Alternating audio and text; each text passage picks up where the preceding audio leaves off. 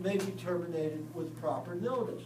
The month-to-month tenant has to notify the lessor, even though there's no written document, that they will be leaving and give them 15 days notice. The lessor has to give the tenant 15 days notice. Again, they state years, definite termination date. A state for years does have a written lease. And again, if you understand reversion remainder, the grantor, the lessor, will have a reversion estate. They have the rights after the lease ends, right? Definite termination date in an estate reversion. The life estate, no one knows when the person is going to die, right? Now again, the lowest type of right that exists is called an estate or tenancy at sufferance. An estate and tenancy at sufferance works like this. And let's use today. Today's May 15th, right? So again, a tenant is in possession of a lessor's property. Their lease ended April 30th, right? The last month's rent was used to pay April, correct? Now they're there without a written lease and without the permission of the lessor, correct? The only right that they have, which could be lost very quickly, is what is called the right of possession. However, in this particular case, because there is no lease, their rights can be terminated the second they give up possession. Remember, you've heard the term possession is 9/10 of the law? It is. If someone's in possession of a property, even without the right to be there, it's very hard to physically make them leave. Is that like squatting? Yeah. Squatting, yeah, there's something called squatter's rights.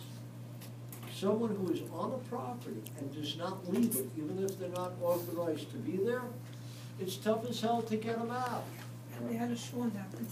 By the way, there's a guy in Boca who's living in a multi-million-dollar estate, and he's living there. He was there without authorization, but darn it, he brought enough supplies that he never has to leave the property. Until he leaves the property, the courts ruled he's a tenant at sufferance. Now, they have people watching that property. The second he walks away, that's the end of his rights. But while he has possession, that is a powerful thing in law. Possession is, by nature, 9/10 of the law. But the second that the guy picks up and goes any place off the property, there are people, they're going to change the locks, throw stuff on the street, what little he has, and now they can end his rights. This is the only estate that can be ended with just the end of possession. There's no eviction for a party who is there beyond their term, but again, they cannot be physically disposed of. Holdover tenant, this is the only estate that can be ended with end of possession. Bingo.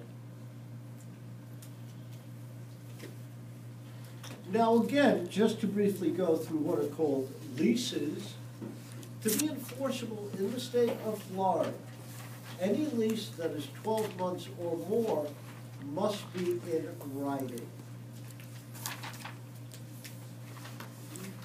Now again, when leased property is sold, the lessee cannot be disposed of in the change of rights. So again, in the normal course of events, the owner of Majestic Arms apartment building sells the building. The assets that the owner is selling is not only the land improvements, but the leases themselves, right? And again, the lease survives the sale of the property. An individual owner who takes over a property that's leased cannot dispose of tenants. By the way, we've been here under 5 ownerships. They never ended our lease, and our security deposits and advance rents go to the new owner every time a new owner takes over this property. Now again, we are not allowed legally, because attorneys to prepare leases for others. If you look in the back of your textbook, you will see a simple residential lease, which we are allowed to only fill in the blanks. Now, many of you are familiar with other states, but the state of Florida is unique in this. We have an elective share provision, and the elective share provision was created so that a spouse who dies cannot totally leave out their surviving spouse. And again, the surviving spouse may, this is an elective, this is not mandatory share, it's elective share. So let's say John passes on and Mary is his widow, and John leaves 50% of his estate to Sexy Sally, right? Well, Mary, is she going to sue for 30% when she got 50%? I hope not.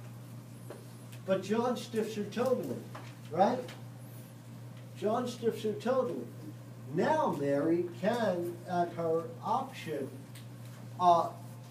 get, by law, she gets the one tenancy by the homesteaded property, which would be one Florida property, which is must go to her, and she'll get any property automatically that's estate by entireties, cannot be left outside the spouse. But she can also insist on, in addition to that, if not properly cared for, 30% of all real property owned by the decedent at the time of death. So again, it's not mandatory, that's why it's called elective. If one is left more, they should not sue for less, right? Be foolish. Now, we are also uniquely in the state of Florida, we are not a community property state. Spouses are allowed here to own property separately from others. In other words, if John was to marry Mary, and Mary was wealthy, and John was some handsome guy from the wrong end of the tracks, and Mary got a $10 million inheritance from her family, do you know what John is entitled to? The Samsonite suitcase that she's going to buy as she tells him to get the hell out.